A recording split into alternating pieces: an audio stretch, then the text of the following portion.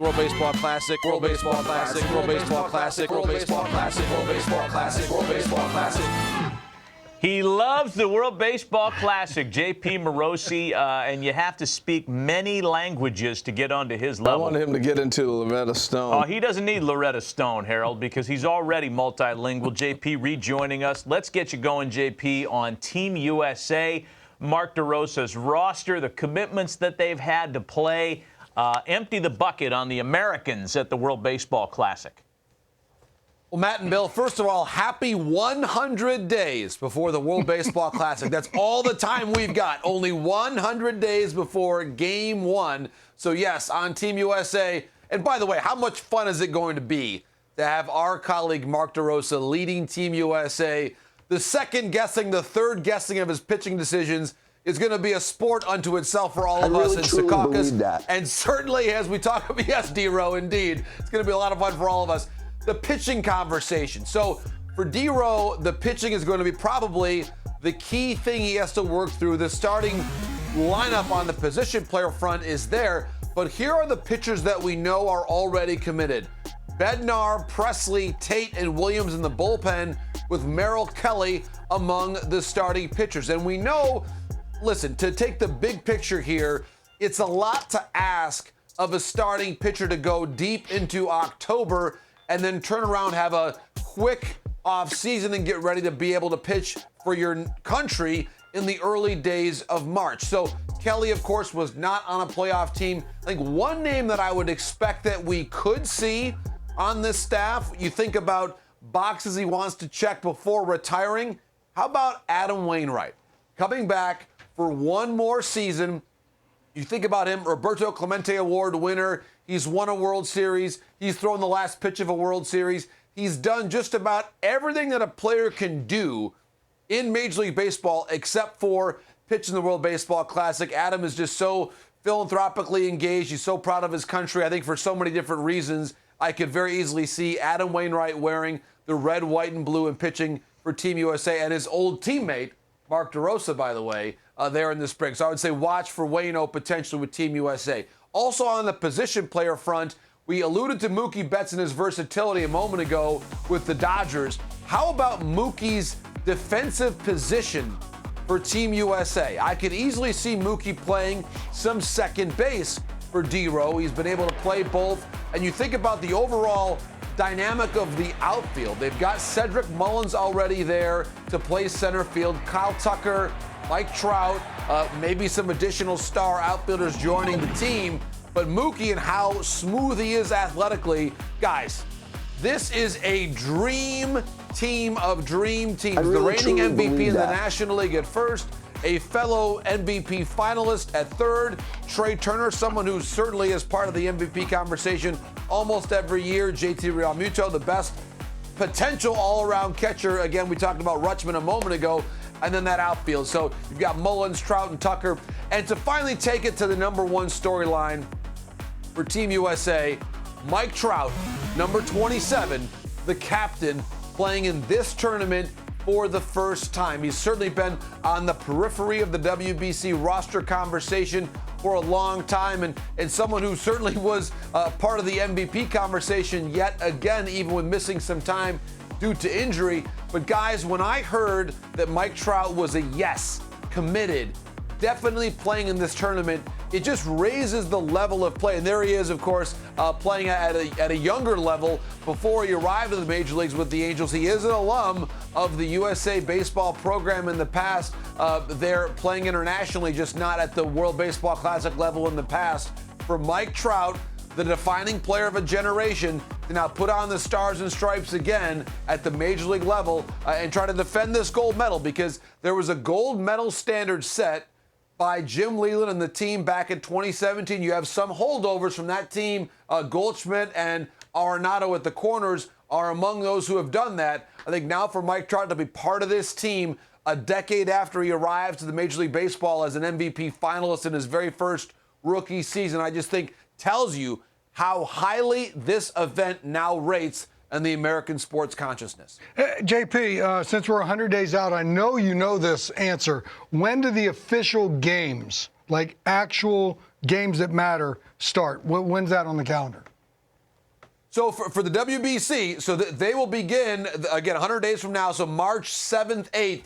The pools that are happening in Japan and Taichung happen first, and then the U.S. games, of course, Team USA is going to begin their group in Phoenix, Arizona to begin. That's basically a couple days after that. And if I'm going to tease a little bit of a story that I want to follow a lot this winter time, the baseball rivalry between the U.S. and Mexico, I think, is one of the best that we've got in the entire world. And I still remember covering a game between Mexico and the U.S. at Chase Field back in 2013. The crowd there was about 65% for Mexico. It felt like a road game for the U.S., and that atmosphere was electric. I loved it, and we're going to see that exact matchup again. USA and Mexico in Phoenix. That's going to be a lot of fun. Of course, it was, as you know, Mexico knocked the U.S. out of the first tournament ever back in 2006. Then the storyline began way back then, continues now in 2023. Hey, speaking of Team Mexico, who are the nation teams that pose the biggest threat to Team USA? Give us a snapshot glance of the rest of the international field.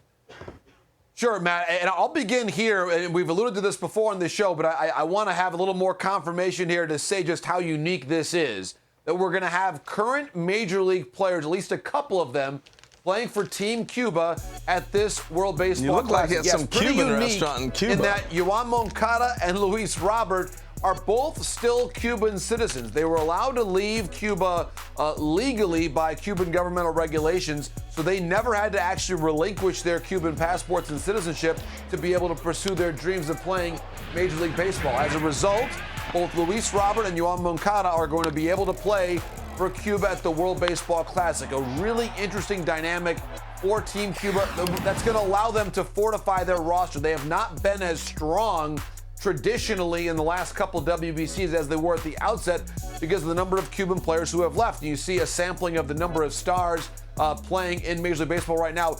Interestingly enough, Randy Arozarena is expected to play for Team Mexico. Randy's brother is actually a pro soccer player in Mexico. Randy has a lot of family connections to Mexico, spends his offseason living in Mexico. So Randy has become eligible to play for Team Mexico. So Randy Arozarena, born in Cuba, is going to play for Team Mexico at this tournament. Also, speaking of the great Latin American countries here in this tournament, we expect to see once again Carlos Correa and Francisco Lindor making up the left side of the Puerto Rican infield. Now, really interesting, of course, their manager, Yadier Molina, bound for the Hall of Fame, but we're going to see the two of them likely shortstop and third base. And Correa, even as he is going for free agency this winter, and all the status that entails, my understanding is Carlos is willing yet again to play third base to make it work for the national team of Puerto Rico. And here you see some notable commitments there for Team Puerto Rico to play. Javier Baez, again, we talk about that. Baez likely to play second base if we're going to see Lindor play short. So Lindor at short, Baez at second. We'll see likely Correa at third. Kike in the outfield. Marcus Stroman, the MVP last time around for Team USA. He has Puerto Rican heritage as well. He is going to come over and now play for Team Puerto Rico. And again, that pitching staff, Jose Berrios and Edwin Diaz, rounding out the major commitments there for Team Puerto Rico. Finally, on the international front, we have to talk about the reigning Olympic champions from Japan and our first glimpse in this tournament at Roki Sasaki and Munetaka Murakami. I'll begin with Sasaki. He was someone, we talked about him a lot in the first half of this past Major League Baseball season, guys, with that streak of perfect innings, longer than a game itself. He was perfect beyond one game. Incredible pitching from Roki Sasaki. He has been compared in some ways to the way that Darvish pitches. You see the delivery being somewhat similar and the repertoire as well.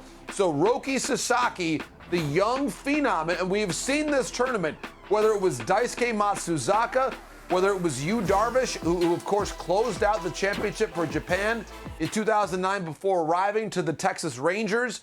It's amazing to see how this tournament has vaulted into the national consciousness stars who become global stars. And Munetaka Murakami as well. We spoke about him a bit on MLB Central late in the regular season. he was able to actually pass the great Sadaharu Oh for the most home runs ever by a Japanese-born player in NPB. I love this. When you look at the way that the Japanese newspapers covered Murakami's chase, I was speaking with some of his teammates there who basically said when you walked by a newsstand in Tokyo late in the season, the front page of the paper was basically just pictures of him. Every paper they saw. And I love that when you actually write Murakami, you write his name in the Japanese characters. It's a two-word last name, if you will. Murakami. Kami translates to either above or also the word God. So they began writing his name on the front page as he chased down O's record. It looked like Muda God as people were walking by the newsstand. So just an extraordinary story. So yes, Roki Sasaki, Munitaka Murakami, learn the names now because we'll watch them play in the spring as we talk about the great Japanese stars coming over next week potentially to Major League Baseball, the likes of Kodai Senga. More on Senga as the show goes on this week. Celebrating the 100-day, mile marker. 100 days. Not very excited, are you? The World Baseball Classic kicks off.